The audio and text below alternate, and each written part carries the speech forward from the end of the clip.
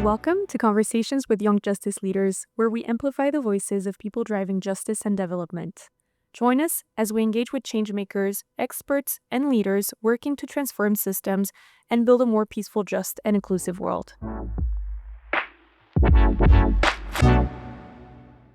Hey everyone, and welcome to Conversations with Young Justice Leaders, a podcast powered by Pathfinders for Peaceful, Just, and Inclusive Societies, hosted at the New York University Center on International Cooperation. I'm your host, Anoushka Sinha, a wealth rights activist, social entrepreneur, and a very proud young justice leader here at Pathfinders. This is a space where we amplify voices that are changing what justice looks like from inside communities, not just the institutions. Today, I am thrilled to welcome someone whose journey is nothing short of transformative, Michael.Bonilla. They are a globally recognized Gen Z justice leader who turned their trauma of incarceration into power, purpose, and policy reform. After being detained at Rikers Island as a teenager, Michael emerged not just as a survivor, but an organizer of globally renowned policy movements. He now co-chairs the Future Shapers Council at Reform Alliance, where he works to transform America's probation and parole systems. He's been featured in the Black Wall Street Times, Reform Alliance campaigns, and prominent personalities like Kim Kardashian, and works with class platforms spotlighting young people in the future from lived truth. Michael, we're so honored to have you with us today. A warm welcome, and thank you so much for joining us. Thank you so much, Anoushka, for the introduction. I appreciate it. I'm very grateful to be here. There's nothing short of God. I do have a very rough past, which we're gonna get into, but I'm just extremely grateful to be the example of young men who come from these unfortunate environments, places in the boroughs of New York City. And I'm just here to break the barrier. And to set the tone, and I'm ready to do this interview. So thank you so much for having me. So you've said this before in a couple of your interviews, and I want to ask you about this. And I quote, "I didn't choose justice work, it chose me." Can you take us back to that very moment when justice stopped being just a construct or a concept for you and it really became personal? Absolutely. While I was in Rikers Island, this is when I got the opportunity to work for Reform. I was doing a lot of great work down at Rikers Island at the time. I was a part of a program called Fatherless No More and another program called 360. Fatherless No More was founded by Tim Johnson. It was more like a Bible type of program. And it was teaching us about the walk of life with God and how to be a man of God. And I never was really exposed to this. I grew up in a Christian household, but I never applied it to my own life. So I applied it while I was in jail, and I did a lot of work. From that program, jail violence went down 60%. Lala Anthony came down. She got involved with the movement, and she started her own program called 360. It became personal to me when I came home. I came home January 12th, 2023. I had the interview with Reform January 14th, 2023. And I was hired right then and there, right? I started as an intern. So this is my first ever job in my life. I didn't work no job before, no corporate job, no fast food job. I didn't have any type of job at all. This is my first ever job. So at first, this was more of a paycheck. I didn't have any passion for it because I was never in this field before, so I didn't know what was in store for me. So I was just like, yeah, I'm just here for the check. I'm gonna just do what I gotta do. I can stay out of jail, stay out of trouble. I'm working, I'm gonna just do what I gotta do for my family. Like, that's what the idea was. Until we went to California, Michael Rubin's house, and I spoke in front of a whole bunch of, influential Gen Zers, and I was just like, I don't know if they're gonna listen. I have nothing to offer. But I told my story. I told my story organically, authentically, and everybody in the room clapped for me. And we had people in there like Kim K, Michael Rubin, like this is out of my world. I've never been exposed to this type of lifestyle. And on top of that, I never left New York City. So it became personal for me when I was able to see that, they actually cared and they wanted to get involved. That's how the Future Shapers Advisory came about. That's when my passion came through. It was when I spoke at Michael Rubin's house and I seen like, wow, I have these, millionaires, billionaires, like they actually want to hear my story. So I was just so mind blown. I just didn't think it was possible. So that right then and there, it became personal to me. I want to be able to talk to everybody. If I could talk in this room, I could talk in any room. I love that. I mean, that's incredible. So many young people struggle with, being like an outcast, or they have, so much doubt in themselves. And, you really spoke about this so passionately and with so much honesty. So thank you so much for taking us into that moment. That clarity and the emotion that you showed us truly just translated how much passion you have for the work that you're doing. And so I want to take you to the next question. And it is personal, and you can choose to answer it in any way that you feel comfortable. You were incarcerated at Rikers as a teen. What did that space really teach you? Not just about legal codes and fighting your own case, but about real lived justice. Absolutely. I realized that the system is failing us. Um, I live in the Bronx, New York City. In New York, we got 5 boroughs, right? Why is it that there's kids in Staten Island, kids in Brooklyn, kids in Manhattan, and kids in Queens? We all got the same story. You know, single parent household, whether that was the oldest sibling, youngest sibling, middle sibling, we was trying to support our family so our mom didn't have to work as hard, or our dad didn't have to work as hard, or our grandmother didn't have to work as hard. I realized that it's failing us, right? It's not even about what people were facing. It was about how people got to these situations.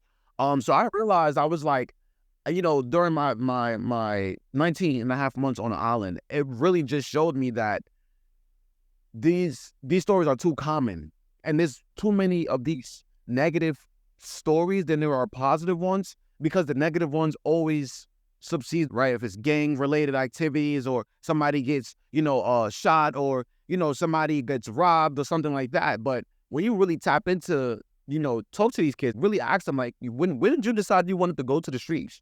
A lot of them are going to say between the ages of 11 to 14. Now, I spoke to over 100 kids. I went to a lot of different housing areas. It is too common for a young individual. It doesn't even matter about the race. I done spoke to every type of race that there is in Rikers Island, but it's just the upbringing of trying to support the family. Like, that's what a lot of the people was there for. So it was just that, to me, it was like the system is broken, right? We're failing kids, and a lot of these kids need rehabilitation before incarceration, not afterwards. A lot of them never been to a therapy session. They never spoke to anybody about their traumas, anything that they were facing. So you build all of this up. So it's too broken. The system is broken, and we're failing young brothers, and sisters as well. And we need to do something about that. And the best way to do that is narrative changing. Storytelling. People like myself, people like you, people like Leah, who get on these, and we speak about our testimonies on a larger scale. While I was locked up, it was all because we needed money. We didn't have enough for rent. We didn't have enough food on the table. Like, what is the government? What is the city? What are people of power doing to help people in poverty? Because a lot of crimes come from poverty. That's 90% of the crimes, poverty. I promise you. And it's, once we get to understand that, I would just say that the system is failing brothers and sisters. And it's going to take a generation like us, and social media, storytelling, narrative changes to really get into front of these people who's passing these bills to create real change. I so wholeheartedly agree to everything that she said. As someone who also has a single mother and who was wronged by the justice system in a different country, but I so fully agree with everything you said, and all the struggles that we have to face as young children and as teenagers to just get through that. And so you're putting words to what so many people, millions of people experience, especially children, but they don't get to share that. They don't have that platform. So thank you so much for sharing that, Michael. Now I really want to turn to you as a person in your journey from incarceration to national and global leadership and movements is very radical, I think. What really helped you to begin to heal, or what do you believe was that healing? What really made it possible? And if your younger self saw you today, what do you think they'd say to you? Yeah. My inspiration to keep on going was nothing short of my support system.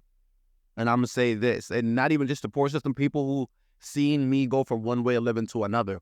I have friends, family, I have coworkers, I have correctional officers who seen me have one way of living, right? And when I started doing this work, I was very embarrassed because I was known for having this perception of being tough, this perception of being a gangster. So now that I'm doing this work and I'm talking about policies and implementing, laws, people are looking at me like, bro, is this kid lost his mind? But my support system was really the ones that was like, yo, I can't believe you really doing this. Like, yo, you really giving us hope. Especially my friends that I grew up with. They see what I do. I got friends who's incarcerated, who I speak to all the time, who's hearing about what I'm doing because the correctional officers is telling them, like, Rondo was just here last week. He came and spoke to the guys and blah, blah, blah, blah, blah. That's really my motivation. Because people see themselves in me, right? Like I said, I'm from the Bronx, New York, Cortona Park, Law.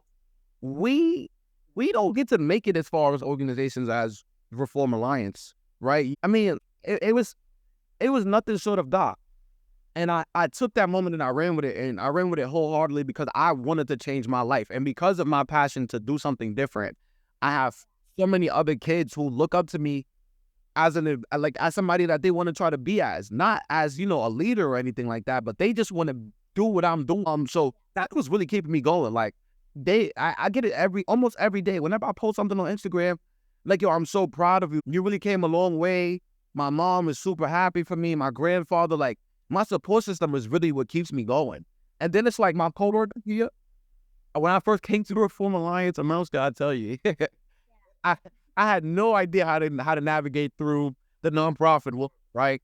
Like, kid who just came out of jail, who was living in the streets, like for over a decade, just running around in the streets. I had no idea how to navigate through a nonprofit. I had no idea how to act in this type of environment. They held my hand, they walked me through it. And so I was able enough to get to a point where they could let my hand go and let me run around. When I first came, and there was so many things that I've done that was just stupid that I just didn't know, that any other place would have just they would have just fired me. They would never even give me the opportunity to grow, gave me the opportunity to marinate in this work and grow. So I really got to give a shout out to Reform, my support system, my family, my friends. They really keep me going. Like, people tell me every day, yo, I'm so proud of you. And nobody, even though that's like such a cliche thing to say, nobody knows how much it means to me because of how much I had to fight internally to get to this point where I'm extremely happy doing this work without having to worry about the criticism of peers who I once knew in my past life.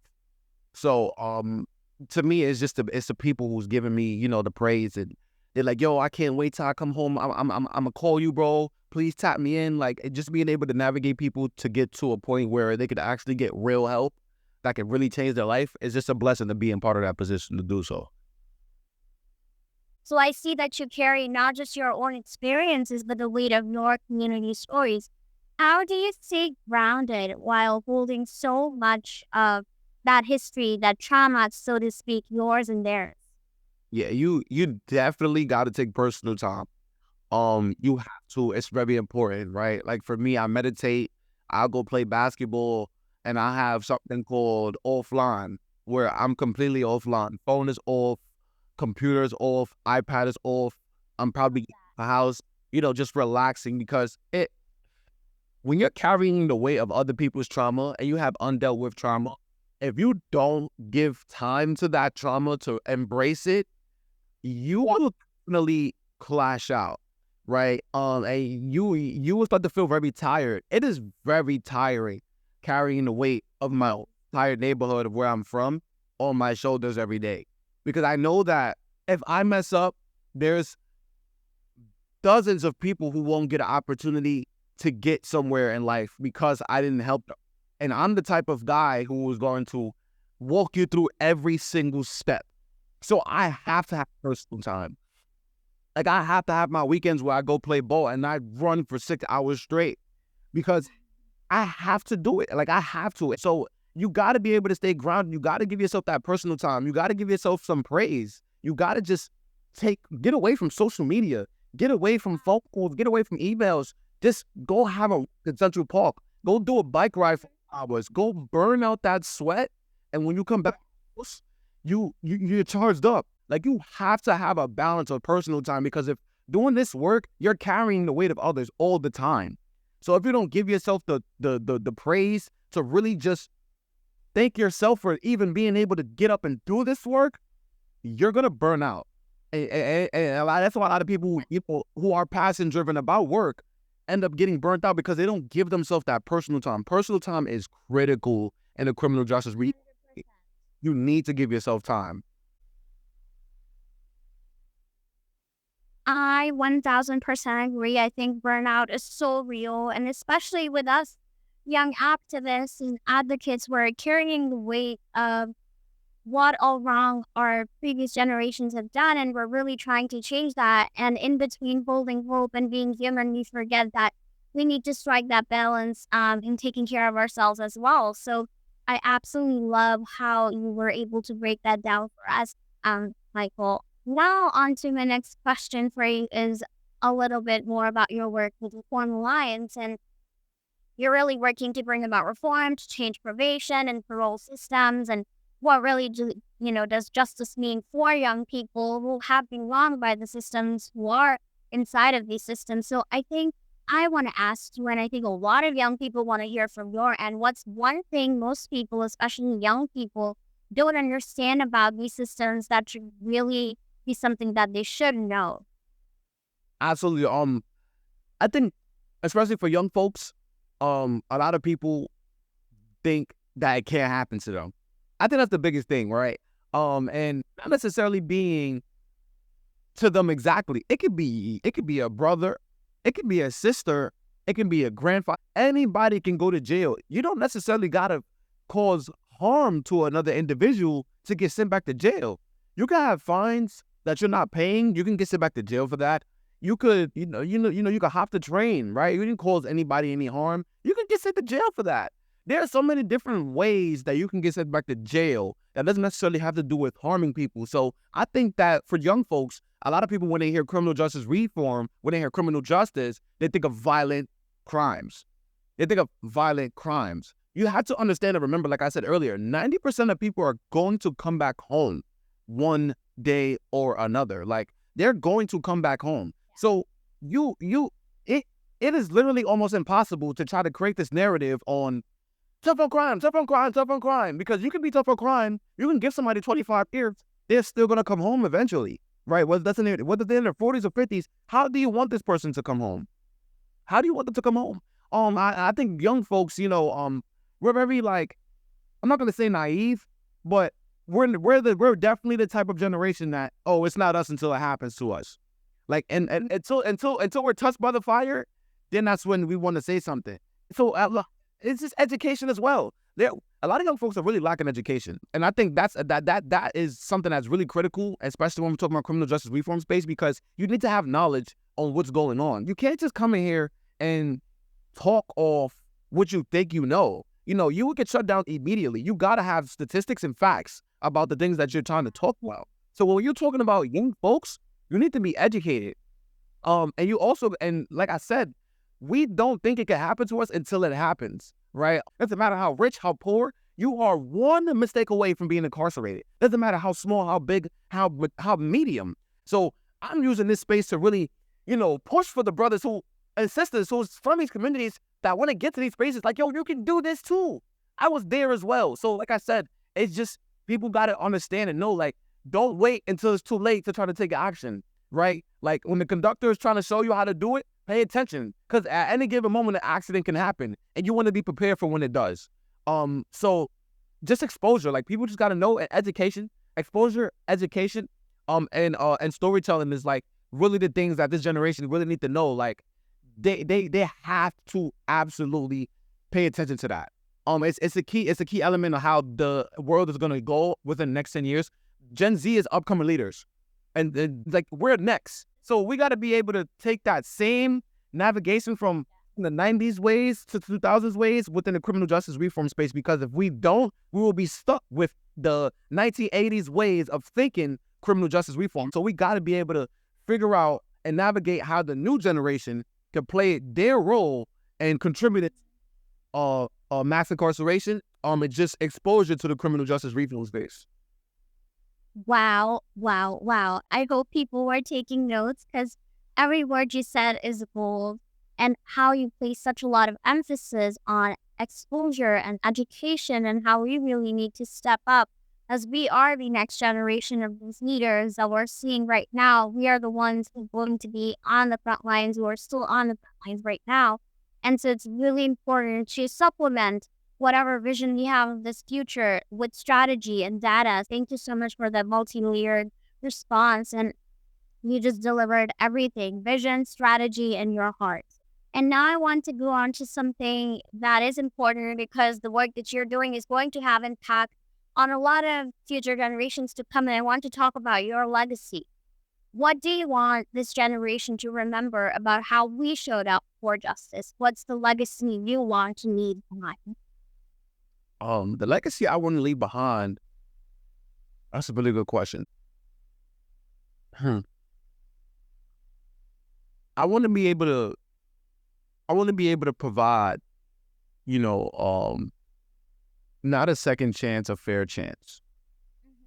I want to leave that legacy behind, that anybody I came in contact with who needed assistance on reintegrating back into society, or just needed assistance while being out before incarceration, or ways to, to help with any type of thing that they're going through. I want to be able to leave behind that I was the one who bridged the gaps, because there's a really big gap, within the criminal justice reform space, because a lot of people said, like I said, like, they don't think that it can happen to them. So I want to be able to bridge that narrative, bridge that gap, and I want to be able to really bring people together from all different walks of life, because as doing this work and speaking in a whole bunch of different rooms, you got to be able to know the audience. You got to know your audience, right? If you're coming into a room filled with, like millionaires, they want to know why should they contribute to this cause. If you're coming in a room for the kids who need help, they want to know why should they trust you with their deepest, darkest secrets to help them get somewhere. So I want to leave behind that I was somebody who poured their heart out. I was somebody who figured out a way that made criminal justice reform appealing and fun to, like, somebody who just really didn't care about this issue, or just in general. I want to be able to make this fun. This work is not fun yet, because policy is never really fun, right? It's heartbreaking, it's emotional, it's heavy lifting. So, like, with me, I just want to be able to put my heart out on my sleeve to try to get somebody to either care about criminal justice reform, take action about criminal justice reform, or simply just talk about it within their communities. I mean, you're so right. People often underestimate the impact that they can make with their voice. Even if you're touching one life, you are unintentionally changing the life of the generations to come for that person, for that family. And so you really definitely should use your voice. And I think your legacy is bold and clear. We're going to remember Michael as that firebrand, as that never given up change maker, someone who would always stand up for rights, someone who was never silenced by power or policy, someone who always may be the outcast, but was always ready to stand up for what was right. And now I want to pivot to the next question, and that's about, we're always asking ourselves, what world are we building? But if you had to name the one thing that you're unbuilding first, what would that be? I'm unbuilding this broken system, right? Probation specifically was created for either post-incarceration, like an alternative to incarceration. That's what probation was created for.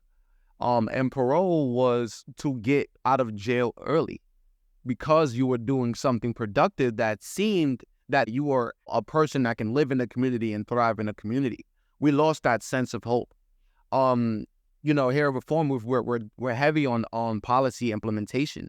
We're a policy implementation based nonprofit, and technical violations deem up to 300,000 people, 200,000 people per year, right? And what that is terms and conditions you have to follow while being on parole and probation. This is not a crime, right? There are things on there like being late to a meeting, being in a room with somebody as a felon, being in the same room as somebody who's drunk. These are things people can get sent back to jail for. And when you look at it and you take a step back, you see that we put over $300 billion into incarceration in general, whether that's federal, whether that's ICE, everything that's detention center based in the United States of America, we're over $300 billion per year investing in all of these things. Now, what if we took $2 billion and put that in the community that was suffering from poverty? Just $2 billion. It's not that much compared. It's a $300 billion giant. So what happened if we start to put some of this money in these communities? When I was growing up, we had a lot more boys and girls clubs. We had a lot more recreation centers. Things were free. Now, if I want to go to the YMCA, I got to pay $110 a month just to go to the gym, work out, and play ball and go swimming. What if a lot of people can't afford that?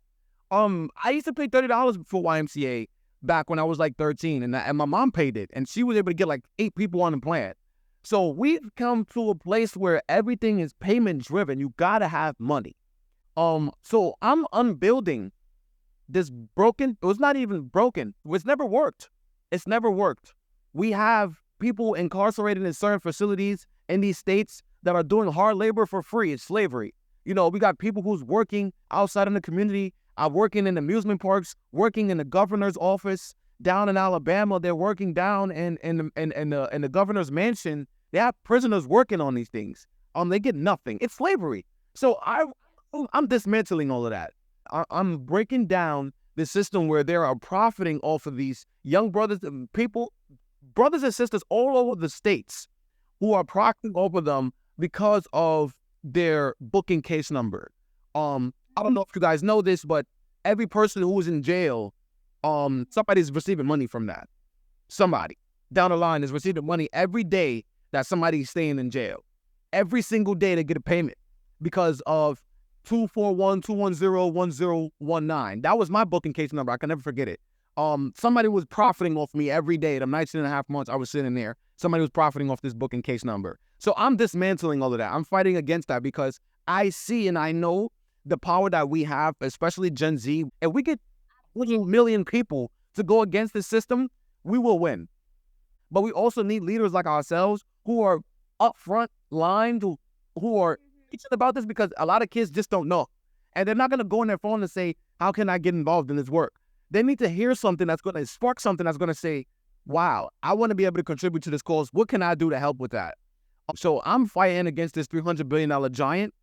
It either will take my whole entire lifespan, but I'm going to quit one way or another. I am dedicated on hurting this $300 billion giant. Whether if I get 50 million taken away from that, whether if it's 1 million, whether if it's 1 billion, one step is a great step in the right direction. So I'm dismantling the $300 billion giant called the mass incarceration system. I'm fighting it. I'm fighting it.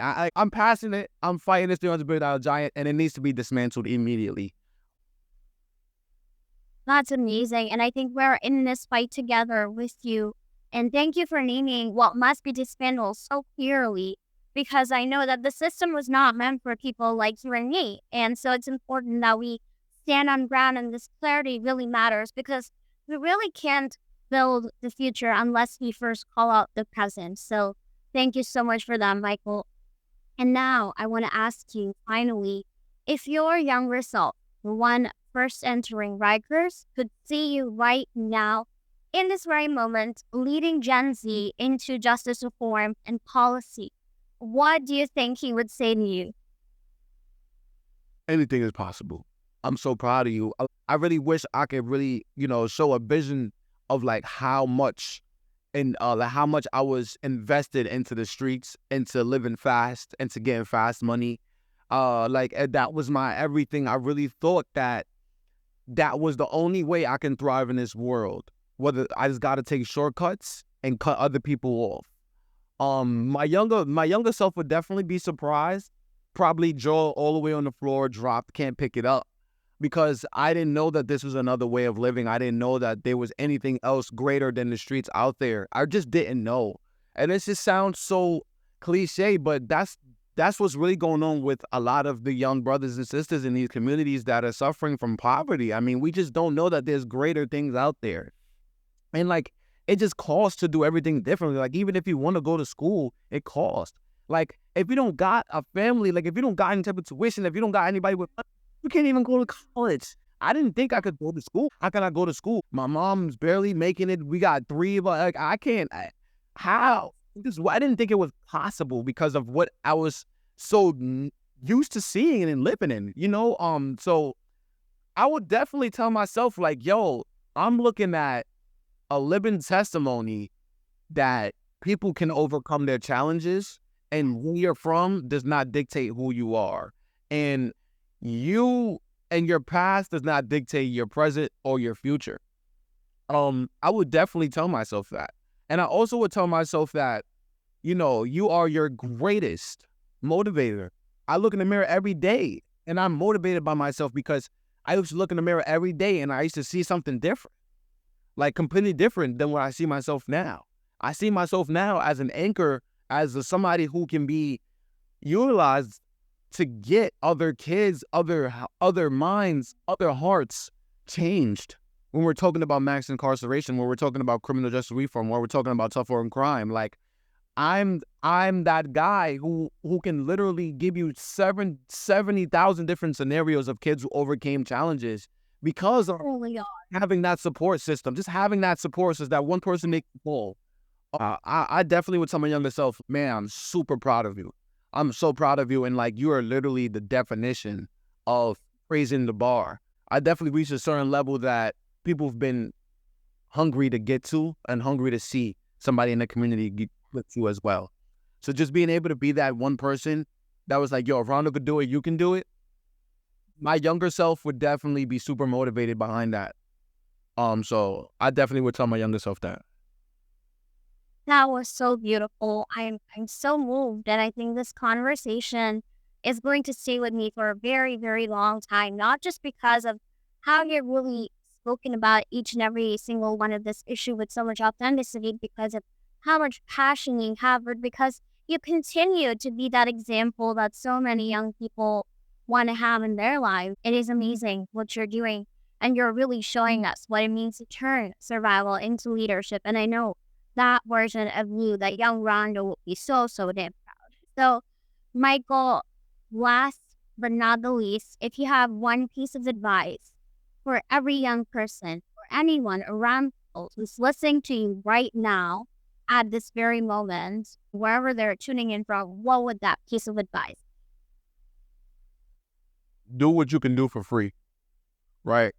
I say that to say because, like when I said, when I first started, I was passion driven, but I wasn't fully tapped into, this passion that I didn't know I had for this work.